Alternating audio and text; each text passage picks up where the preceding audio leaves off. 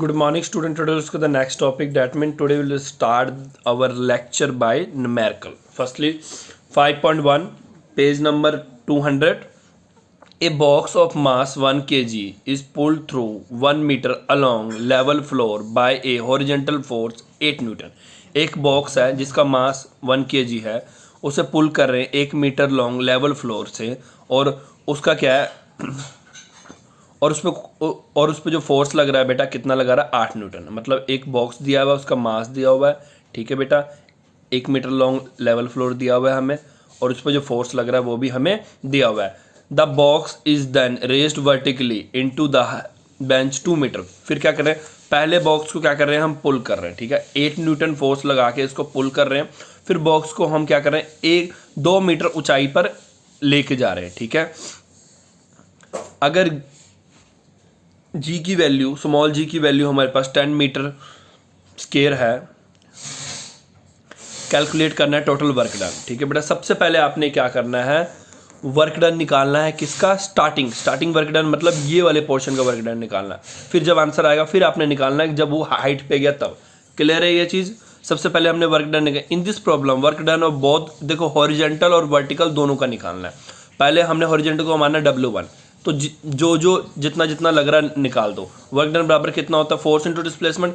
जब मैंने फोर्स लगाया 8 न्यूटन तो डिस्प्लेसमेंट 1 मीटर हुआ, तो ये आपका आंसर आ गया 1 जाउल, ठीक है ना. वर्क डन इन 1 जाउल होता है ना, तभी ऐसे 1 जाउल है इसका. 8 जाउल, सॉरी, 8 इंटू 1 ये हो गया आपका हॉरिजेंटल डायरेक्शन में. दूसरा वर्क डन क्या था आपका, वर्टिकल डायरेक्शन में एक चीज और ऐड होता है बेटा. वर्टिकल डायरेक्शन में याद होगा आपको, तो जब भी वर्टिकल डायरेक्शन में आप वर्क डन करोगे, एक चीज याद रखना, इसमें क्या होता था, W=FS होता था ना.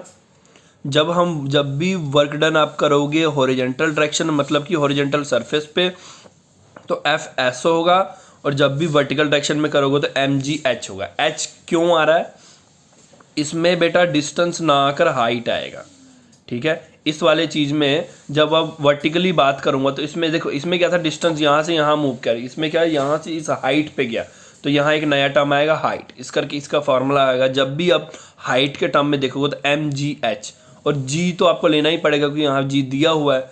तो इसमें आपने W=FS ना लेकर W=MGH लेना है. क्लियर है, ठीक है, समझ आ गया आपको. जब भी आप वर्टिकुलर में करोगे तो MGH लोगे, और जो वैल्यू है, मास 1 kg है, इसका पुट कर दो. ये देखो आपको 10 मीटर स्क्वायर दिया हुआ, पुट कर दो, और हाइट 2 दिया हुआ, पुट कर दो, ठीक है.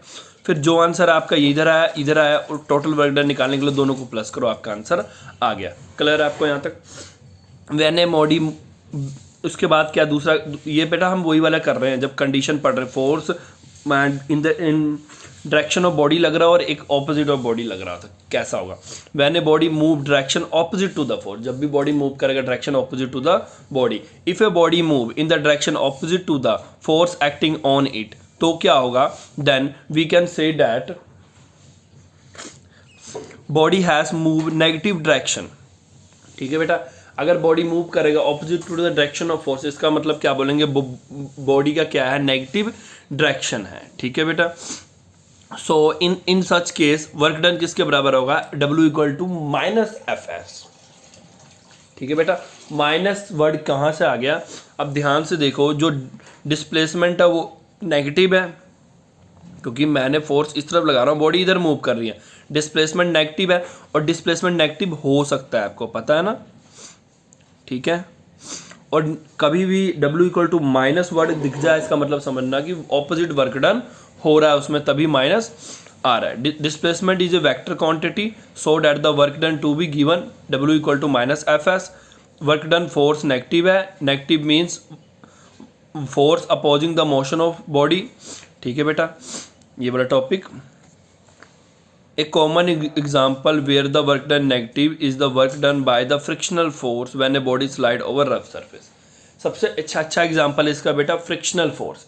जब भी बॉडी आगे की तरफ मूव कर रहा होता है तो फ्रिक्शन क्या करता है, उसको रोकने की कोशिश करता है. और इससे भी इजी एग्जाम्पल लो तो साइकिल चला रहे हो, ठीक है, आगे से तेज हवा आपकी तरफ बह रही है, इसका मतलब क्या है कि हवा आपको रोकने की कोशिश कर रही है आगे जाने से, ठीक है. बट आप आगे जाने की कोशिश कर रहे हो, बट हवा आपको पीछे धकेलने की कोशिश कर रहा है, ठीक है। नेक्स्ट है work done when force is not along the direction of motion. Work done कब देखना है? जब force not along the direction of motion. How much work done when the body move at a angle to the direction of force. ये वाला topic बच्चे हमने नहीं करना है, पीछे भी मैंने इसके रिगार्डिंग आपको करा दिया जब फोर्स उसके डायरेक्शन ऑफ मोशन में ना हो, ठीक है। तो बार बार अब एक ही चीज़ मैं नहीं कराऊंगा। ये वाला टॉपिक है पेज नंबर 200 पे, ये नहीं करना। 201 पे भी यही टॉपिक है, 202 पे भी यही टॉपिक है। इनके केसेस है फर्दर ये हमने नहीं करना, ठीक है। अब सीधा आप आ जाओ 203 पेज पे, ठीक है। ये वाला टॉपिक अब हमने करना है और ये इंपॉर्टेंट भी है, याद रखना। How much work is done in a lifting a body against gravity. कि हाउ मच कितना वर्क डन हो रहा है, कितना वर्क हो रहा है जब हम क्या करें, lifting a body against gravity. मतलब ग्रेविटी बॉडी को नीचे की तरफ खींच रहा है और हम बॉडी को ऊपर की तरफ मूव करेंगे तो कितना वर्क डन होगा। द अर्थ से देखो बेटा, सबसे पहले क्या होता है, जो the earth attract every object towards it. Earth सभी चीज को अपने तरफ अट्रैक्ट करता है। The force with which earth attract the body toward the centre, इसको बोलते हैं वेट। वो फोर्स देखो बेटा, अर्थ जो कोई भी चीज को अट्रैक्ट करता है अपने सेंटर की तरफ, उसे क्या बोलते हैं बेटा, वेट। विच देखो बेटा क्या बोले, the force with which earth attract body towards its centre. और वो किस करके होता है, किसी का वेट। अब देखो बॉडी का जितना ज़्यादा वेट होगा वो अर्थ की तरफ उतना ही पावर से अट्रैक्ट होगा, ठीक है।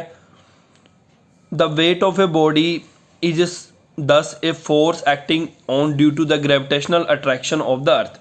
अब किसी भी, अब मैंने आपको वेट और मास दोनों पीछे कराया था। Weight due to the attraction of the earth, मैंने क्या बोला था, किसी चीज़ की वेट का क्या सिस्टम होता है कि कितना अट्रैक्शन है उसको अर्थ से, उसका उतना ही वेट होता है। याद है हमने वेट को न्यूटन में भी कन्वर्ट किया था 9.8 न्यूटन से मल्टीप्लाई करके, शायद याद होगा आपको पिछले लेक्चर में, ठीक है। So if the body is lifted up from the surface of earth a force equal to the gravity must be applied to the body. इसका मतलब क्या है कि जब भी हम किसी बॉडी को सरफेस ऑफ अर्थ से ऊपर की तरफ ले जाएंगे, याद है वर्क डन पीछे वाला कितना था, W इक्वल टू mgh। वैसे तो Fs होता है, बट जब हम उसको अलोंग वर्टिकल डायरेक्शन ऊपर की तरफ खींच रहे हैं तो उस पर उतना ही फोर्स लगेगा। देखो अगर बॉडी को मान लो 9.8 एक ग्रेविटेशनल फोर्स लग रही जो उसको नीचे की तरफ खींच के रख रहा है, अगर आप उसको ऊपर की तरफ खींचोगे तब भी उस पर उतना फोर्स लगता रहेगा, ठीक है। इसलिए आप जब भी किसी बॉडी को हैंग करते हो वो देखना ऑलवेज नीचे की डायरेक्शन में ही रहता है। और कहीं अगर आपने गलती से वो धागा टूटा जिससे हैंग किया, रस्सी टूटा, वो सीधा ही नीचे की तरफ जा गिरता है, ना कि ऊपर की तरफ जाता है। बिकॉज ग्रेविटेशनल पुल उसको ऑलवेज अपने तरफ काफ़ी पावर से खींच के रखता है, ठीक है। और इसके बाद क्या करें, अगर बॉडी को आप लिफ्ट करो कुछ हाइट तक, h तक, तो from the surface of earth is given by work done on A lifting a body. तो देखो बेटा जब वर्क डन कितना होगा जब बॉडी को हम लिफ्ट करेंगे, तो force of gravity into height, कितना force of gravity into height है। तो इसका सिंपल सा फॉर्मूला ज़्यादा दिमाग मत यहाँ यूज़ करना, वर्क डन बराबर होगा mgh। कभी भी अगर हाइट वाला आ जाए वर्क डन पूछ ले, इन केस ऑफ हॉरिजेंटल छोड़कर, हॉरिजेंटल में तो Fs ही होगा, अगर वर्टिकल वाला केस आ जाए कभी भी बॉडी को ऊपर ले जाए एक्सेट्रा, तो mgh लगाना है। m क्या है, मास ऑफ बॉडी, g क्या है, acceleration due to gravity, h क्या है, वर्टिकल डिस्टेंस की कितने डिस्टेंस पे बॉडी को ऊपर ले जाया गया है, ठीक है। क्लियर है, ये वाला इसका डायग्राम है, बनाना है तो बना सकते हो, ठीक है, मर्जी आपकी। 10 व्हेन ए बॉडी इसका मतलब क्या है, when a body of mass m lifted height h above the ground work equal to the mgh done on the body. और वो वर्क डन किसके इक्वल होगा, mgh के इक्वल होगा। Since the body has move against the force of gravity hence work done equal to mgh is commonly called work done. और इसी work done के कहते हैं work done against the gravity. याद रखना work done against the gravity कभी भी हम बात करेंगे तो ये इक्वल होता है mgh। मैं अगर बोलूँ कि right the equation work done against the gravity, तो आपको पता नहीं चाहिए work done against the gravity क्या होगा, mgh, where m is mass, g is acceleration due to gravity, h is the height, ठीक है। क्लियर है। The work done W equal to mgh on a body in lifting and height h from the ground stored it potential energy. क्या बोल रहे हैं कि जब body को लिफ्ट करते हैं हाइट h फ्रॉम, उसको कहाँ से, ग्राउंड से, is stored in its potential energy. So the potential energy of a body of mass m at a height h from the ground equal to, अगर मतलब ये लाइन आप बस इतना से दिमाग में रख लेना कि potential energy of a body किसका, जिसका मास m हो, हाइट h पे अगर उसे ले जाएंगे तो वो इक्वल होगा किसका, mgh का। पोटेंशियल एनर्जी ऑफ बॉडी जब उसको हाइट, उसका मास m और हाइट h पे ले जाए तो उसकी पोटेंशियल एनर्जी किसके इक्वल होगी, mgh के। ठीक है, तो याद है पीछे आपको मैंने न्यूमेरिकल कराया था, वो न्यूमेरिकल भी बेटा इसी के मिलता जुलता न्यूमेरिकल है। ठीक है, नेक्स्ट बेटा हमने न्यूमेरिकल करना है 5.3, 2 रहने देना, 3 करो सीधा ही। Calculate the work done when a load of 100 kg lifted vertically 5 metre. ठीक है बेटा, वर्क डन कैलकुलेट करना है, 100 kg मास है, उसको लिफ्ट कर रहे हैं 5 मीटर अब जी की वैल्यू दिया हुआ है 9.8 मीटर सेकेंड।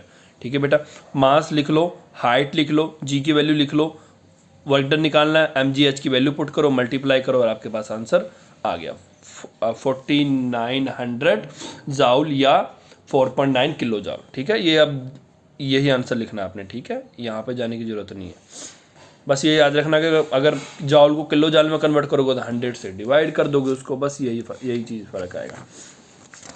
ठीक है, इसके बाद बेटा है,